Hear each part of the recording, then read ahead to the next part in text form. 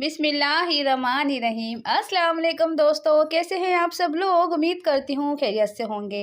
सर्दी आते ही सर दर्द, कमज़ोरी और आँखों में जलन हो जाती है। सर्दियों में ठंडी हवा से खून की गर्दिश सुस्त हो जाती है, जिससे सर दर्द हो जाता है। पानी कम पीने से कमज़ोरी बढ़ती है और खुश्क मौसम की वजह से आँखों में दर्द और खुश्की हो जाती है। तो इसका हल क्या है? हल ये है कि आपने दिन में 3 बार हल्का नीम गर्म पानी का इस्तेमाल करना है, 1-1 गिलास करके। अदरक वाली चाय दिन में 1 बार पीनी है, खाने से 1 या 1.5 घंटे के बाद पीनी है, खाने से फ़ौरन बाद नहीं पीनी है।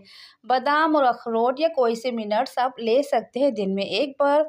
आँखों पर ठंडे पानी के छींटे मारें, इससे आपकी आँखें बेहतर हो जाएंगी और जलन ख़त्म हो जाएगी।